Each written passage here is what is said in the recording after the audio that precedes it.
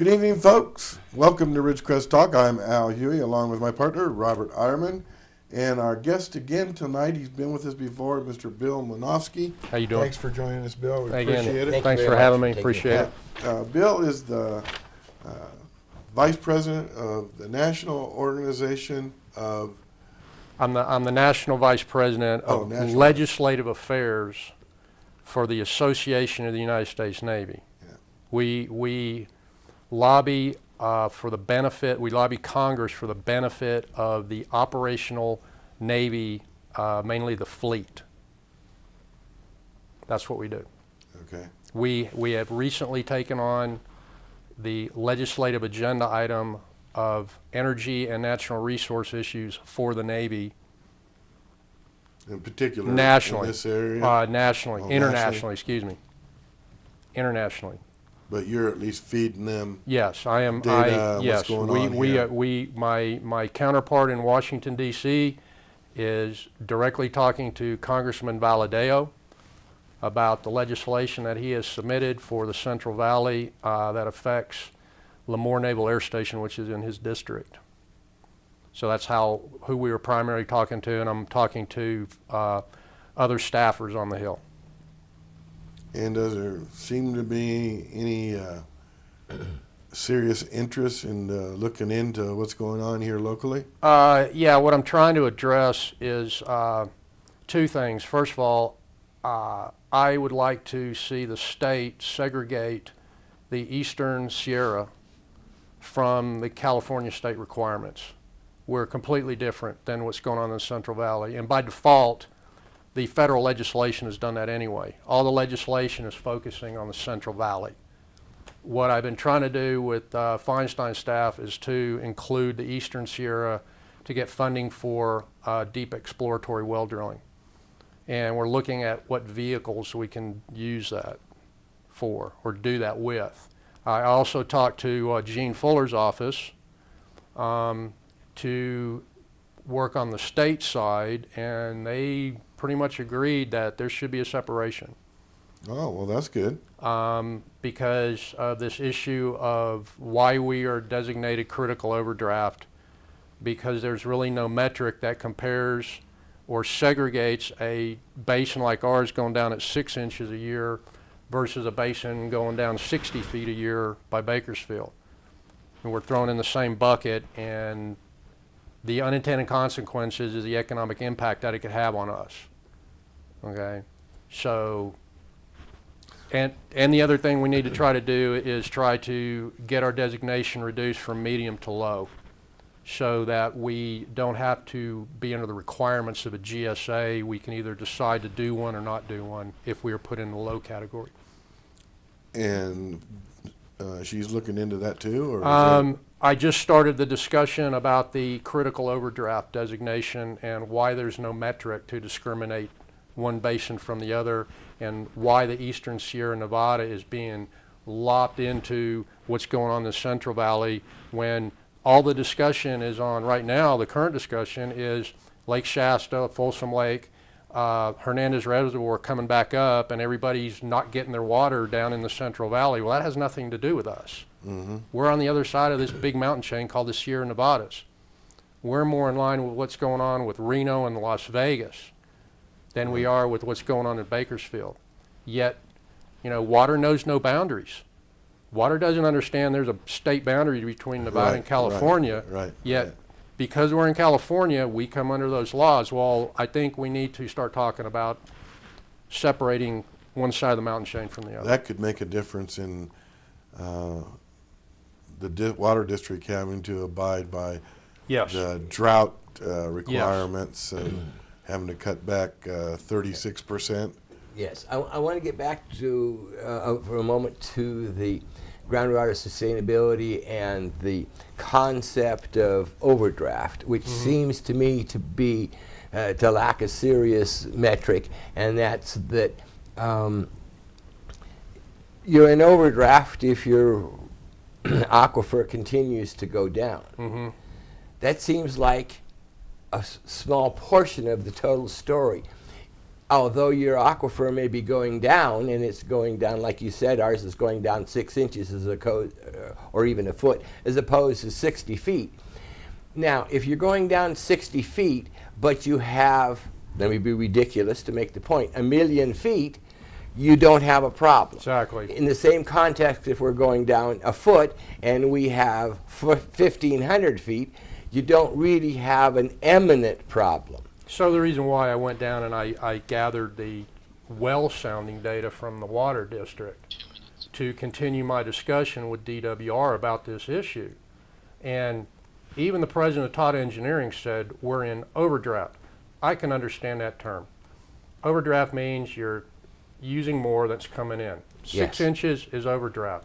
But the word chronic is part of the definition of critical overdraft. And I don't know who defines what chronic is. What number is affiliated with that? There isn't one. And that is open to interpretation, which includes political interpretation. Yes. And then I got to asking, after looking at all the documents, there's a big missing piece, is really how much water's down there. And the discussion up to now has included, well, let's drill a bunch of deep wells. Well, we've already done that. We have several deep wells already in the water district. They're clustered in 3 locations.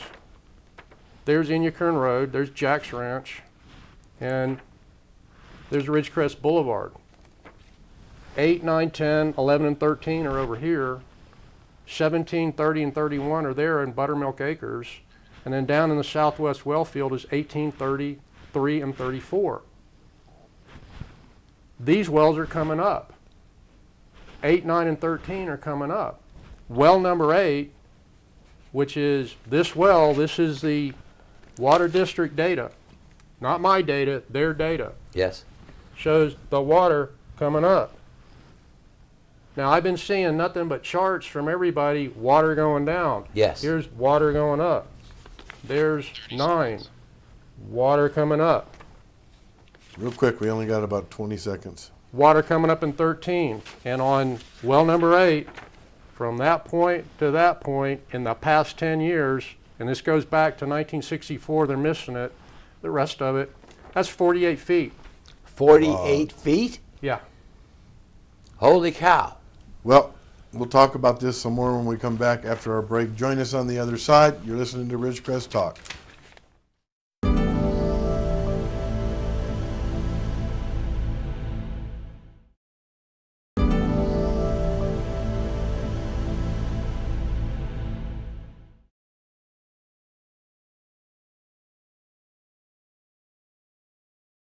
And welcome back to our second segment here this evening with our special guest, Mr. Bill Manofsky.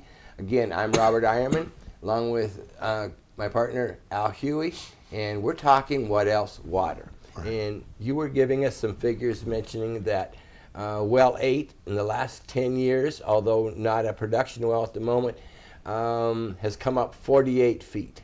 That's correct, from their data. Yes. That's from this point to that point.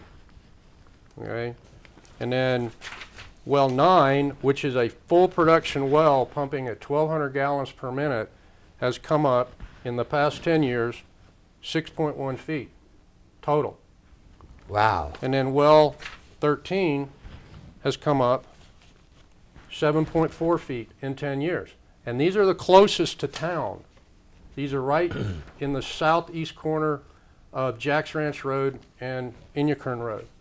Now, what's interesting is the wells that are the farthest from Eierman, they're showing the 1 foot a year drop. 33 and 34 are showing a drop of 1.15 and 1.16 feet a year. They're the farthest away from the deep ag wells. These 17, 30, and 31 are actually showing 0.2 feet a year, which is 2.4 inches a year over the last 10 years, and 1.1 feet a year over the last 10 years. That's 1.3 inches. Up or down? Down. Down. Okay. But they're closer to the deep ag wells Right. they're much less than 6 inches a year. These are very deep wells, and these are going down more. So there's something going on here where we have wells coming up over here, wells slightly going down over here, wells going down over here. I think we need to revisit whether we're an open or closed basin, because these wells here are directly in line with the Little Lake fault that goes up to Little Lake. There might be recharge coming through the base. If you look at the Tetra Tech report from the Navy, there's an indicator that that might be happening, because they show the flow direction. They show 3 flow directions on their charts: a flow direction from here, a flow direction from here, and a flow direction from here coming into the basin. So we may have multiple aquifers here. And what we need to do is drill properly zoned wells with concrete barriers at different depths, so we can drop pumps down deep, inflate a collar to separate the water from above the pump, and pump at a specific rate to see what the drawdown is, and that will tell us where the water's coming in at. And as an engineer, and I'm going to guess this, I drew this chart showing the depths of each well. Well, 31 and 30, they go down to 1,200 feet, yet their pumps are 390 feet and 370 feet. That is actually, they're set shallow because they're high production wells. They don't need to go any deeper. But when I drew this chart, I drew the different altitudes of the wells, and I drew their depths, and I found out that their static water levels all lined up. And over in this well field, they're down around 400 feet. Over here, it's about 300, and over here, it's about 220. So anybody over in this area around Inyakern who has a pump down to 400 feet might be just hitting the top of the water table, and that's why their well's not working anymore, including the corrosion that's in it too. Yeah. So we were talking about that earlier. So from an engineering standpoint, that might explain the differential in the data that we're seeing from the private shallow wells and these deep wells. Right. Okay? And so here DWR is coming in using a lot of the data from monitored shallow wells, which may not be a reflection of what's really going on in the valley. And this is why I'm pushing for further studies based on data like this, which I don't think made it to DWR or Todd Engineering. I'm still trying to find that out. I sent them an email asking that question. Did they get any of this? Did they see any of this data? I haven't heard back from them. What we'll try to do for you, I know it's hard for you to see that on on the tube right now, but maybe we can get copies of that and we can put it up so that you'll be able to view this data, which you say came from the water district. So it's not in. It's not my data. Yes. Right. In fact, I posted it on the Facebook page, Indian Wells Valley Water and Air. Indian Wells Valley Water and Air. Yeah, that's where there's the .com? discussion. Yeah, Indian Wells Valley Water and Air. That's the Facebook page. Oh, a Facebook page. Yeah. I'm sorry, I didn't hear that. So I'm using social media to get the word out on this. Excellent. Excellent. I'm trying to be open, transparent. I just took their data and I consolidated into this information here. Now, have you presented this to the county at all yet? No, I have not. But there's a meeting coming up tomorrow, right? Mm-hmm. They're going to see GSA. It's going to be in the city council chambers at 6 p.m. 6 o'clock tomorrow. Now, if we're allowed to ask the questions and stand up and make comments, I'll show this. If not, the way they did it before is they passed out cards to write your question down on, and then they limit the number of questions you can ask, so they may not let me talk. Yeah, I've been in those kind of meetings before. Yeah, me too. But that's okay. My audience is DWR. The comment was made during the last GSA meeting that DWR and the state are going to have the final say on the GSA formation anyway. So DWR is my audience. So I'm just focusing on them right now. I'm focusing on our state senator. I'm focusing on Congress. That's what I'm doing. As far as the county, it is such a jumble. I still, I was at a water district meeting the other night, and they extolled the virtues of the Todd Engineering report again. And once again, I had to get up. Is this our water district? Yeah, and once again, I had to get up and explain to them why it is not accurate and why Todd Engineering did not want to quote on bringing the paper up to date because they're concerned about getting involved in the litigation. Personally, if I knew that my report was going to be used as evidence in litigation, I'd want it be as accurate as could be. I would want to bring it up. I'd do it myself for free. I'm just wondering, we'll get into this after the break, but something to ponder on just before we go to break. Excuse me. If it turns out that this water situation is not what it was portrayed to be to the people, Yes. what might and how that might affect those properties that were rezoned. Oh, good point. Think about that. Yeah, think about that. We'll be right back after the break.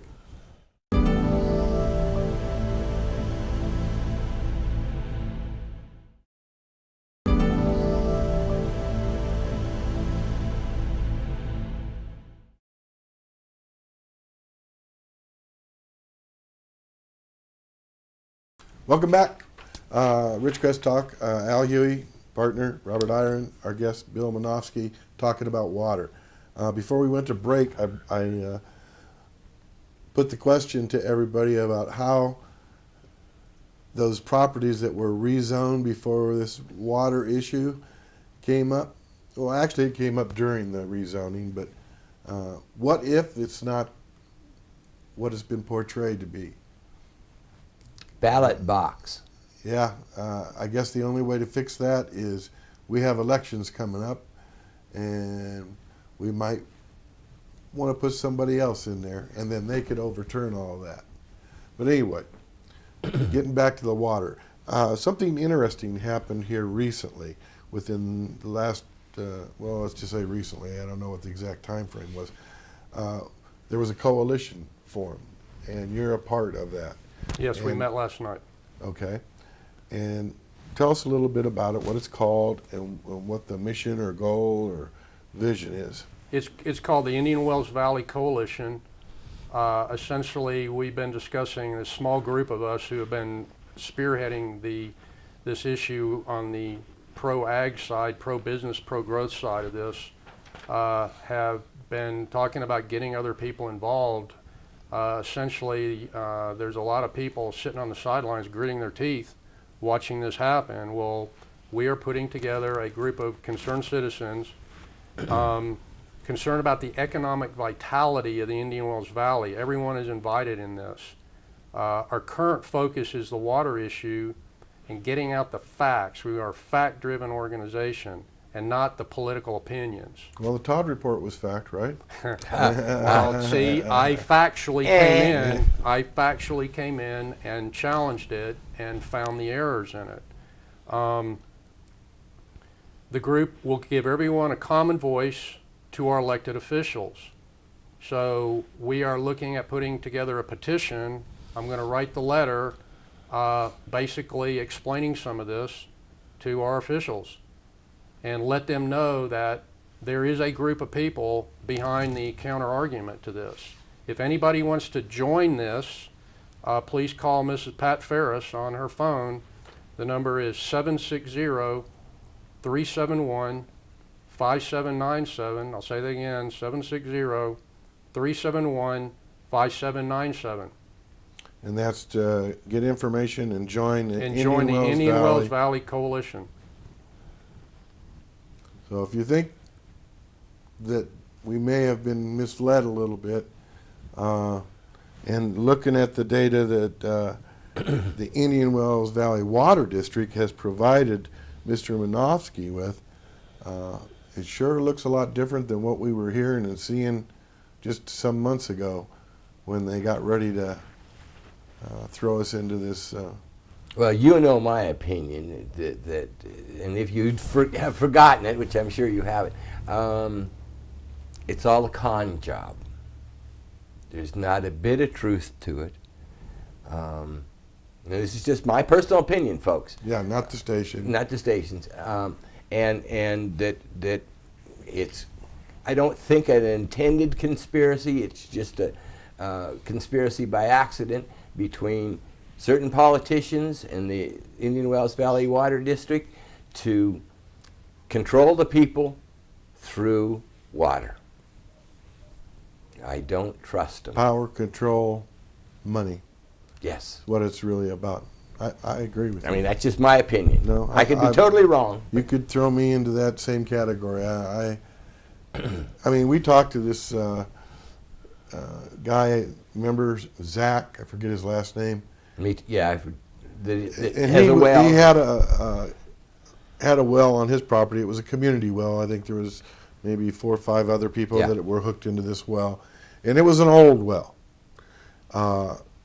And he bought the property where this well was, and he talked everybody into, let's drill a new well, because it was an old well. So they drilled a new well. Well, not a new one. That's redo the old Well, one. yeah, well, redo it. Yeah. They removed the old well casing and pump, put down a new casing, went Plastic casing. went deeper. Yeah, it was a plastic casing. And before they were, like a lot of people out there, half a foot or a foot a year they were losing. And then when they replaced it, an inch or, not more than an inch a year they were losing.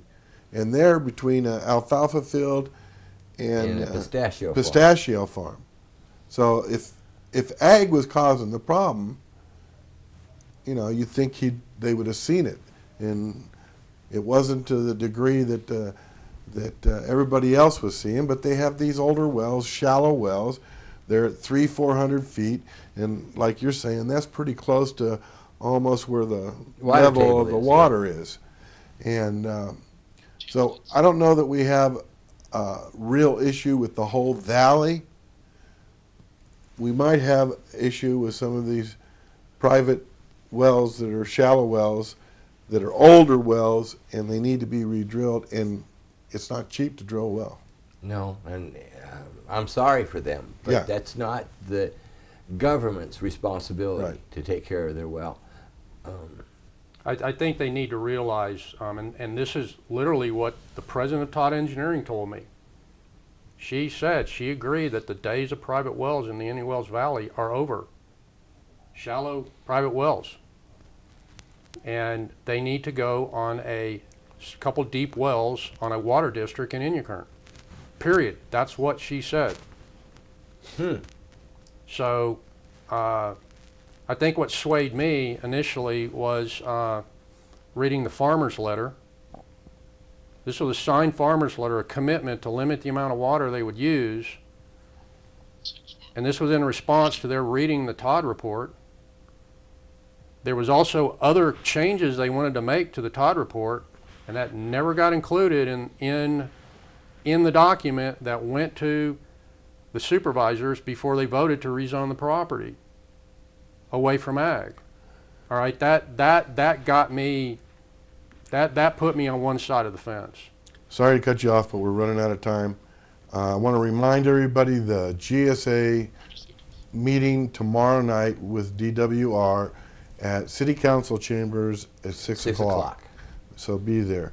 The other thing, if you're interested in this Indian Wells Valley Coalition, you can contact Pat Ferris at 371. No, yeah, 371-5797, area code 760. All right. Well, thanks again for being with us. We appreciate it again, every Bill. time you're here. You're a Thanks wealth again. of information. Well, everybody, have a great evening. We'll see you next week. Good night.